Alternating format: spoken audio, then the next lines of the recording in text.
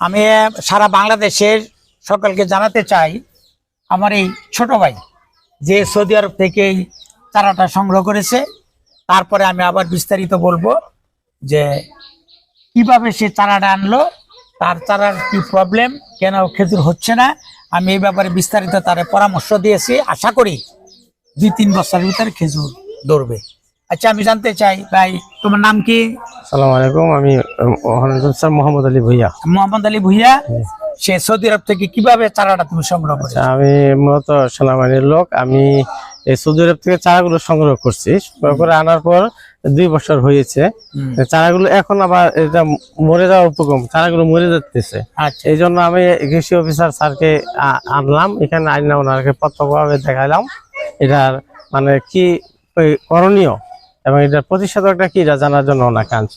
ধন্যবাদ আপনাকে। আমি প্রথমেই বলতে চাই, খেজুর গাছ লাগানোর নিয়ম আছে। নিয়মটা হচ্ছে কমপক্ষে 3 ফিট গর্ত করতে হবে, মাটিগুলো উপরে উঠাইতে হবে, তারপরে এর ভিতরে প্রচুর জৈব সার দিতে হবে, খৈল দিতে হবে, গোবর দিতে হবে, আর সিলেকশন বালু, যে লাল বালু আমরা বলি যে বিল্ডিং করে, এই সিলেকশন গোবর, খৈল আর রাসায়নিক সার 80% আর 20% দিতে হবে কি সিলেকশন বালু। তারপরে আপনার 3 ফুট গর্তের ঠিক মাঝখানে লাগাতে হবে। তবে সৌদি খেজুর চারা থেকে হয়, আবার নিচ থেকে কলা গাছের যেমন শাখার বের হয়, সৌদির খেজুর গাছেরও ঠিক এমন শাখার বের হয়, আবার বিচি থেকেও চারা হয়।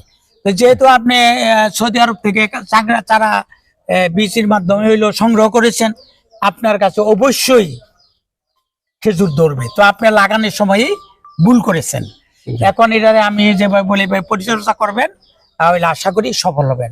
আর বাংলাদেশে অনেক জায়গায় দেখছি খেজুর গাছের অনলাইনের মাধ্যমে খেজুর গাছের চারা বিক্রি করছে। আসলে আমি যারা খেজুর চাষি আছেন তাদেরকে অনুরোধ করব, আপনারা চারা কেনার আগে ওই অনলাইনে চারা ক্রয় করবেন না, এতে করে অনেকে প্রতারিত হচ্ছে। এই যে এই পাতা দেখে বোঝা যায় আমাদের দেশি খেজুরের পাতা আর সৌদি খেজুরের পাতা পার্থক্য আছে। আপনারা সরাসরি ইতে যাবেন, ওই নার্সারিতে যাবেন, যেই গাছের নিচে দেখবেন শাখার গজিয়েছে, কলা গাছের যেমন ছোট ছোট চারা গজায় গোড়া দিয়ে, এই খেজুর গাছেরও ঠিক শাখার গজায়। ওই চারাটা যদি আপনারা সংগ্রহ করেন, অবশ্যই প্রথম বছরই খেজুর ধরবে। আর বিচির চারার কোনো নিশ্চয়তা নাই, 3 বছরও লাগতে পারে, 4 বছরও লাগতে পারে।